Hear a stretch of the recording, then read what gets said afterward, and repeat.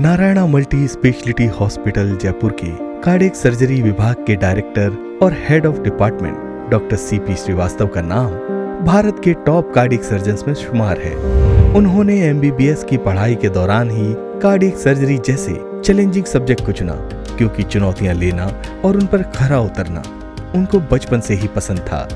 Doctor CP Srivastava की योग्यता और कुशलता का अंदाजा इसी बात से लगाया जा सकता है कि उन्होंने एक 90 साल की उम्र के व्यक्ति से लेकर एक 2 दिन के नवजात शिशु की भी सफल हार्ट सर्जरी की है, जो कि अपने आप में ही एक अप्रतिम उपलब्धि है।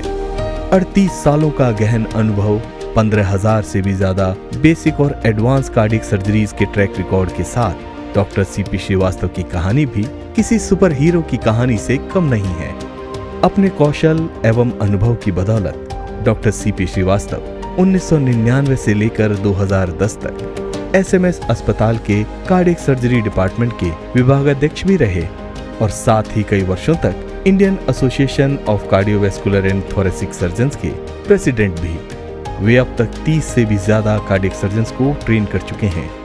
हुनर व अनुभव की मिसाल और राजस्थान में कार्डियक सर्जरी का सफलतम चेहरा doctor CP Srivastava.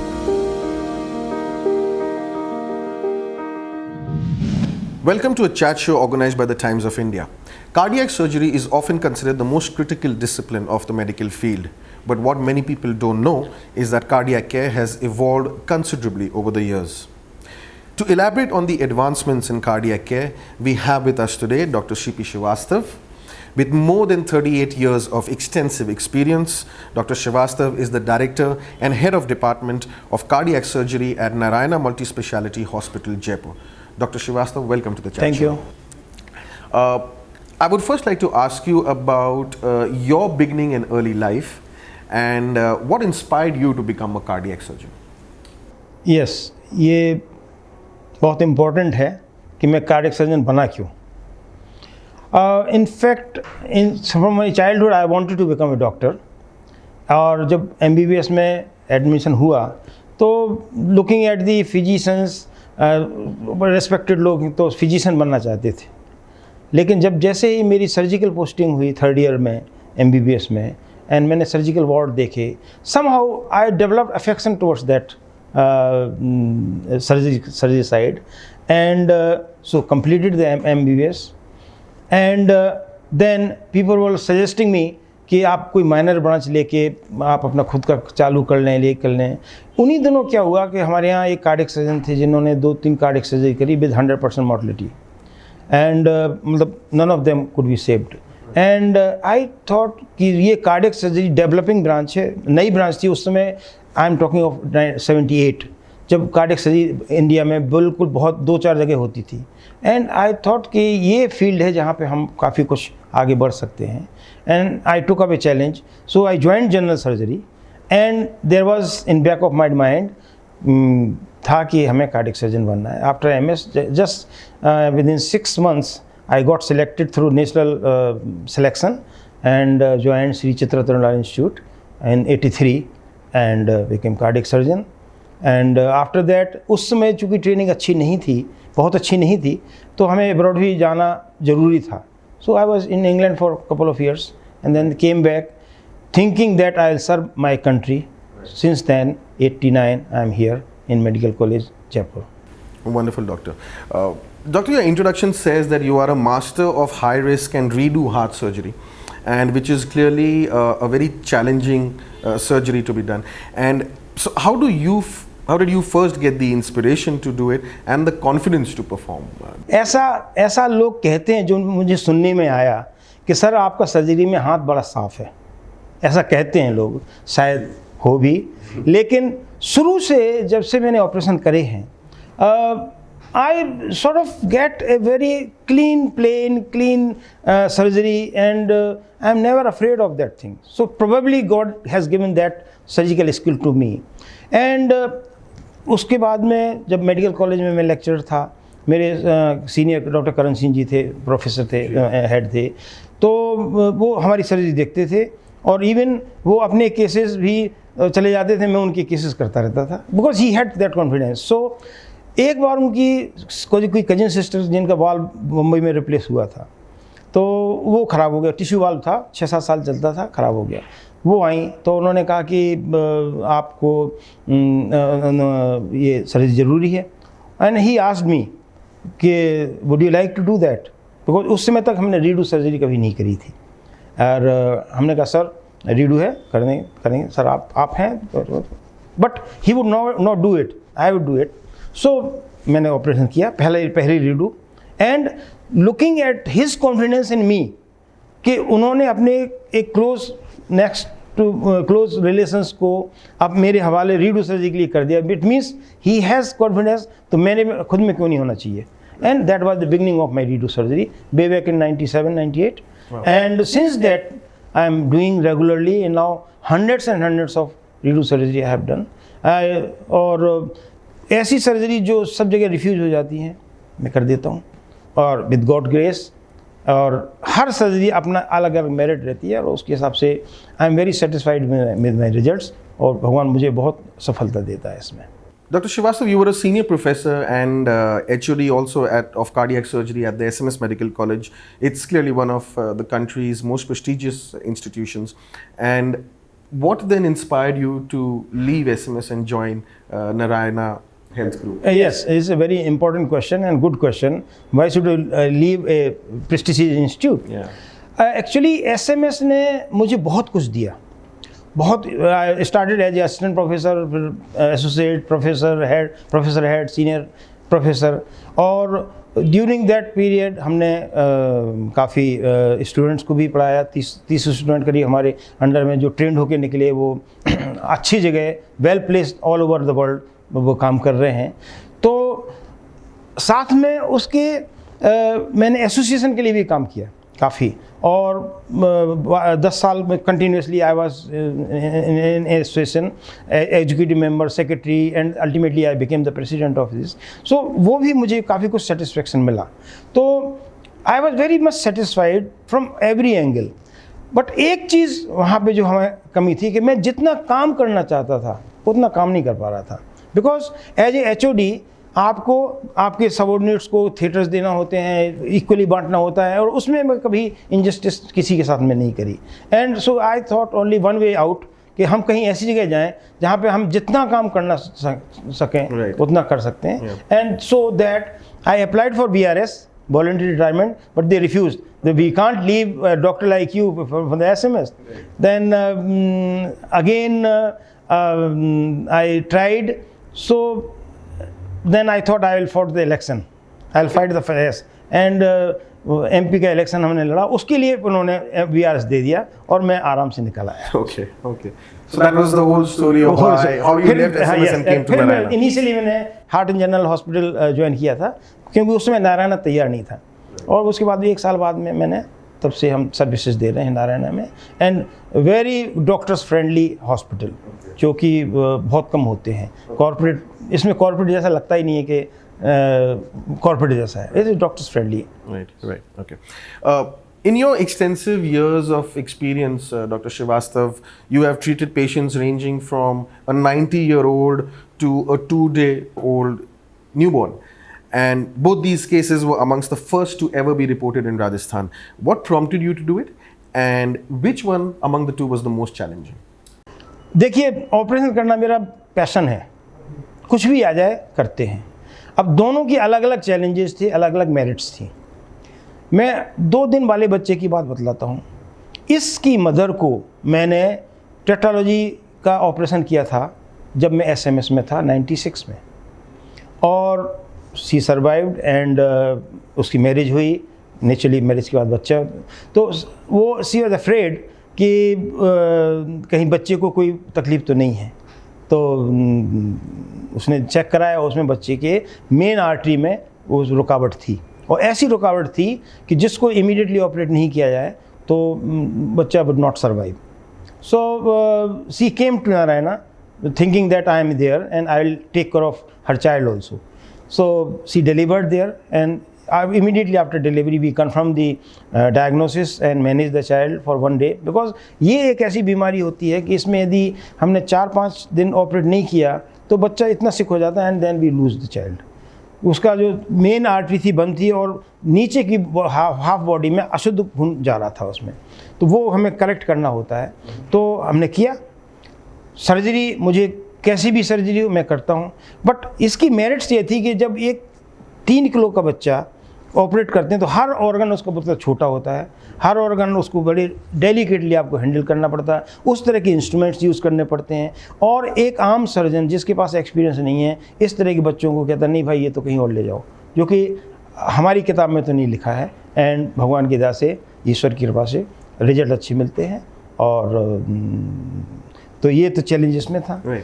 About 90 years old chap जिसको बाईपास चाहिए, अब उसका वो कहते हैं, कई बार कहते हैं कि साहब 90 रह लिए, बहुत रह लिए। क्यों भाई? यदि इस बीमारी के पहले चलते फिरते हुए आदमी को यदि कोई उसको प्रॉब्लम होती है और हमें मालूम है कि यदि इस बीमारी को ठीक कर देंगे तो he will survive for x number of years, वो कहाँ प्रॉब्लम है उसमें। तो उनका भी बाईपास आम आदमी यूजुअली 80-85 के ऊपर लोग करते नहीं हैं, but I have dozen of patients like that जिनको हमने ऑपरेट किए हैं। और 90 के 2-3 पेशेंट्स, 2 पेशेंट्स हैं हमारे पास में जिन्होंने operate, they are doing well. अब इसमें जो चैलेंज होता है वो अपने आप में ये है कि टिश्यू फ्रेजाइल होता है, टिश्यू कैल्सिफाइड होता है, और ऑर्गन, हर ऑर्गन 90 साल तक जिया हुआ होता है, तो उसका टेक केयर करना होता है। तो इस तरह की चीज़ें, we take special measures for it, handle tissue very carefully, तो जिससे कि इंजरी नहीं हो, ये नहीं हो, and you do a job. Cardiac surgery में 80% तो टेक्निकल चीज़ है और 20% बाकी की कोई चीज़। यदि आपने टेक्निकली ऑपरेशन अच्छा कर दिया, 80% chance you are through. And बाकी जो 90 साल के पेशेंट में डायबिटीज़ हुआ, किडनी प्रॉब्लम हुई, रेस्पिरेटरी प्रॉब्लम हुई और एंडोक्राइन प्रॉब्लम हुई, तो वो चीज़ें यदि कई बार तंग करती हैं, जिसको हम मैनेज करके यदि आपका करेक्शन है तो आपको बड़ा अच्छा रिजल्ट मिलता है। So I am not afraid of age, I just see the patient, if he was all right before and there is a need of this, I go ahead and we have now hundreds and hundreds of this sort of sick patients. Cases that are coming, yes. Right, doctor. Doctor, you've trained more than 30 cardiac surgeons till date, and any reason you take this extra effort despite your very busy schedule? See, I was in medical college from very beginning, and that is a teaching institution. And in 96, we got the special permission for the training the cardiac surgeons. So that was my part of duty. And उसमें मैं देखता हूँ कि वो part भी हमारे यहाँ इतना अच्छा होना चाहिए कि हमारे यहाँ से जो निकले हुए लड़के जब जहाँ पहुँचें तो वो कहें अरे कहाँ ट्रेनिंग हुई आपकी, आपका इतना अच्छी नॉलेज है। तो that is what I see. So मेरे ट्रेन करे हुए लड़के देश विदेशों में और all over they are doing very well. And fortunately अभी नारायणा में हमारे पास में डायरेक्ट DNV कोर्स जो 6 साल की कोर्स है, जो MBBS के बाद में होते हैं, 8 स्टूडेंट्स हैं यहाँ पे भी। और इन स्टूडेंट्स की भी कहानी मैं सुनाऊँ, वो सब जगह घूम घाम के आ गए कि कहाँ, उन्हें नहीं सब CP सर वहाँ पे हैं तो वहाँ जाएंगे हम, because they have got that background कि मेरी टीचिंग जो है इतनी अच्छी होनी चाहिए और इतनी कोशिश करता हूँ कि इतनी अच्छी रहे कि आपका निकला हुआ स्टूडेंट आपको जिंदगी भर याद रखे। वो that is my gain out of it, and you that makes you proud. That makes you happy and proud, right. Moving on to a little more personal aspect of your personality, and what is the importance of a hobby, doctor, in your life? Yes. Doctors clearly lead very stressful lives, and cardiac surgery is also a stressful profession. So what is the importance of a hobby in your life, and what are your other areas of interest? I would like to ask you, why do you want an extra hobby? Just to relax, isn't it? When you are working off work, you want to relax, you want a mental peace. So you need hobby to have your mental peace. Now if you enjoy your work to that extent that you enjoy it, so you don't have to have another hobby. Right. You enjoy your work as a hobby. You enjoy your work. So this is what I have been doing till about 5-7-8 years back. And I was in fact, यदि मैं बीमार भी हूँ और बुखार भी आ गया, theatre में जाके ना जाने भगवान कहाँ से एनर्जी आ जाती है और मैं एंजॉय करता हूँ। तो वो तो एक चीज़ अपने आप में, तो इसलिए हमने कोई ऐसी हॉबी एक्स्ट्रा नहीं करी। लेकिन मैं सिंगिंग करता हूँ, और हाँ, ये सिंगिंग करता हूँ, बांसुरी भी बजाता था पहले, तो वो जी है। तो अब आजकल हम उसकी भी साथ में कर रहे हैं, जैसे इवनिंग टाइम में मैं मेरी अपनी मैडम के साथ में बैठ के, वो भी गाती हैं, तो बैठ के गाने गाते हैं, स्टेज परफॉर्मेंस वगैरह भी दे रखी है, तो that is hobby. And in fact music is such a wonderful thing, if you are really tired, you sing और you play some music, you really feel, even you listen music, you feel relaxed. So that is one of the hobby जहाँ पे आप दूसरे को नुकसान नहीं पहुँचाते। Exactly. So you turn to music to de-stress. Yes. Okay. And आजकल अच्छे रफ़ी के गाने खूब गाते हूँ। Wow, how nice. Dr. Srivastava, when you look back at your life, how do you view it? And what are the things that you still want to achieve, which would keep you going, both professionally and personally? See, मैं पहली personally तो मैं जब बहुत ज़्यादा सोचता ही नहीं हूँ अपने बारे में। Professionally yes, I can not complain actually, जितनी मैंने मेहनत करी उतना मुझे मिला, and I am very satisfied with that. But there ये, और इच्छाओं का अंत नहीं होता है, राइट। और यदि आप इच्छा करने बंद कर दो तो आपकी प्रोग्रेस बंद हो जाती है, राइट। तो ये एक ऐसा एरिया है, तो one should keep thinking that how to progress. Like I have done everything in cardiac surgery, right from like you said, that 2-day-old to 90-year, all surgery, every complicated. Like after a heart attack, I do the post-infarct VSD, जिसको यदि आप नहीं करें तो 100% mortality है उसमें. I do, मतलब you name the thing, I have done it. But if you stop thinking or stop your aim towards next step, that is said that when you reach on the peak of a curve, right, and if you don't do, then the downfall starts. So in fact you have to keep thinking. Like nowadays for my student, how I teach them, like transplant is my again hobby का heart transplant, जो अभी तक नारायणा में नहीं हो पाया, because of जो हमारे वो रिसीवर्स थे जो वो एंड टाइम पे मतलब थोड़ा डिनाई कर गए। Otherwise there was no problem, we are full setup for the cardiac transplant, heart transplant, and I think sooner. So transplant is one thing that you still have to do. I have to do it. I have to do it. Okay. Otherwise, I think you name the thing, I have done it. Right. Yes. We have heard that in your 38-year-long career, you have treated hundreds of patients, Dr. Srivastava, who were very often refused at other centers and hospitals, citing the risks involved in their cases. But you took up those cases. So how do you view such difficult cases before taking them up? See, difficulty is defined according to the competence of the surgeon. Okay. ठीक, a simple case may be very difficult for a new beginner. A difficult case may be very simple for a well-trained person, right, and confident person. Yes. So this is how you define the difficulty. Perspective. Okay. So that is how you understood what I say. Right. So when a case refused by others come to me, I examine that patient, see the merit of the patient, and I try to see some silver lining in that. The moment I see some silver lining, accordingly I investigate. Like जैसे कि तो आप कभी घबराए नहीं कभी ऐसा case देने से कि ये केसेस एप्रीहेंशन जरूर होता है, अब मैं कैसे करूंगा, मुझे रिजल्ट देना है इसका, वो जरूर होता है कि कैसे रिजल्ट दूंगा, बट मैं घबराता नहीं हूँ कभी। How would Dr. Srivastava define himself in a few words? Very difficult question. Very difficult question. अपने आप की एनालिसिस करना थोड़ा डिफिकल्ट होता है, लेकिन मेरी वाइफ ने मुझसे कहा था कि मेरे फादर इन लॉ ने after marriage 5-7 years after marriage उन्होंने कहा था कि भाई सीपी है जो कहीं भी कूद जाता है, और दैट इज़ ट्रू। मैं I take up all the challenges and like that, and I enjoy taking up the challenges and see to it that it is done.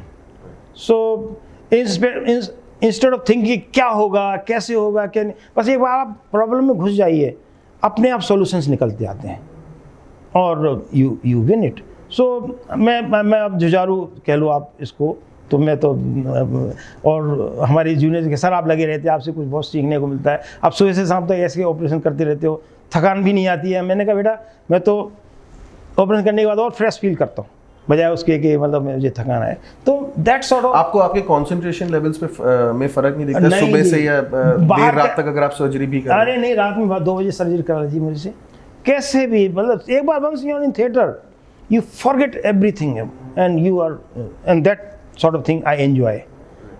मतलब मैंने बताया मुझे दूसरी हॉबी की ज़रूरत ही नहीं है। यदि मेरी तबीयत ख़राब है, एक ऑपरेशन कर लें तबीयत ठीक हो जाएगी।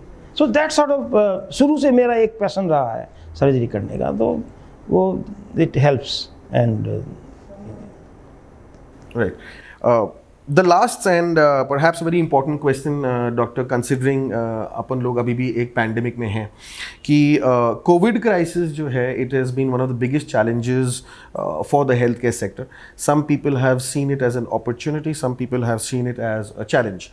How do you see the Covid crisis for the healthcare sector, and how do you see this sector evolving in the next 20 years? भाई देखो, अपॉर्चुनिटी के बारे में तो जिन्होंने देखी है opportunity, you know the answer, उसके बारे में तो मैं कुछ नहीं बोलूँगा. लेकिन जहाँ पे हमारे as a doctor it was a challenge. Initially we were also very afraid of corona, and क्योंकि उसमें ना तो कोई ढंग का ट्रीटमेंट था, ना कोई वैक्सीन थी, ना कुछ नहीं था. एंड उस समय एक पब्लिक में ऐसा फेयर हो गया था कि corona means death. That is what fear public had. Initially, couple of months, first wave के बाद में हमने almost theatre बंद कर दिए थे. But then we sat, discussed, and decided to continue with the work with all precautions. हमने कितने protocols बनाए हमने वहाँ पे, and then we started operating. क्योंकि उस समय जो patients आ रहे थे उनको भी ज़रूरत थी सर्जरी की, तो then we started taking all care कि किसी को नहीं हो, किसी अपना हमारे स्टाफ को नहीं हो, ये है. And slowly we won and we continued our work and we did serve the community and did the operation जिनको ज़रूरत थी. तो ये तो कोरोना का है. अब तो खैर स्थिति और भी बेटर है now. And how do you see the health care sector evolving over the next 20 years? 20 years health care sector तो डेवलप होने, देखिए हेल्थ केयर एक सबसे इम्पोर्टेंट एस्पेक्ट होता है कंट्री का, और ये हेल्थ केयर सिस्टम जब तक मोस्ट नीडी पर्सन तक नहीं पहुँचे तब तक उसको कंप्लीट नहीं माना जाता है. वो जो कि अंडर प्रिविलेज लोग होते हैं उनके पास पहुंचना चाहिए, जो कि आजकल हम लोग स्कीम्स देख रहे हैं, प्रधानमंत्री की स्कीम है, मुख्यमंत्री की स्कीम है, उससे अंडर प्रिविलेज लोग उससे फ़ायदा ले रहे हैं, ऑपरेट करा रहे हैं, क्योंकि वो उनके लिए लाइफ टाइम ड्रीम है, करा नहीं सकते वो तो उस तरफ भी बढ़ रहे हैं. साथ में टेक्निक एडवांस हो रही है, जैसे मेजर तो आप कह रहे हैं कि health care will be accessible to all? should be accessible, and they are working on that. And I think धीरे धीरे आएगा. पहले जो आज से 20 साल पहले कहाँ एक गरीब आदमी सोच सकता था कार्डियक सर्जरी, नहीं होता जब तक स्कीम्स नहीं थी. तो एक तो ये चीज़ है. दूसरा टेक्निक वाइज जब हम स्टूडेंट थे और आज जो है ज़मीन आसमान का अंतर है उसमें, टेक्निक में, इक्विपमेंट में. अब मैं कहूँ कि जब मैं स्टूडेंट था तब CT स्कैन और अल्ट्रासाउंड नहीं थे. आज की डेट में हर गली मोहल्ले में आपको अल्ट्रासाउंड मिलेगी, CT स्कैन मिलेंगे. देखिए कितना अंतर है. तो और जिससे डायग्नोसिस अच्छा होता है, you catch the disease process in very timely and treated. तो जब टाइमली ट्रीटमेंट होता है तो रिजल्ट भी अच्छे आते हैं उसके. पहले लोग आप सोचते थे कि बाईपास सर्जरी, अरे मर जाएंगे, लेकिन आज की डेट में नहीं डॉक्टर साहब करिए, लाइन लगी हुई है, एक के बाद करें. तो दैट इज व्हाट, मरीजों का भी कॉन्फिडेंस उससे बढ़ रहा है doctor. So these are the improvements you see that happen in cardiac surgery. I'm sure the cardiac surgery has got very bright future, and will be doing big job with the small incisions, which we have already doing it, developing it. So slowly you are developing technique, you are developing the assets, you are developing the investigation technique, and so with taking everything together, yes, a bright future. And I think that our patients should live forever, you know. Right. On that note, Dr. Srivastava, thank you so much for your time. You have shared some very valuable information on cardiac surgery, and also told our viewers about your life. Thank you so much, Doctor, for your time. Thank you.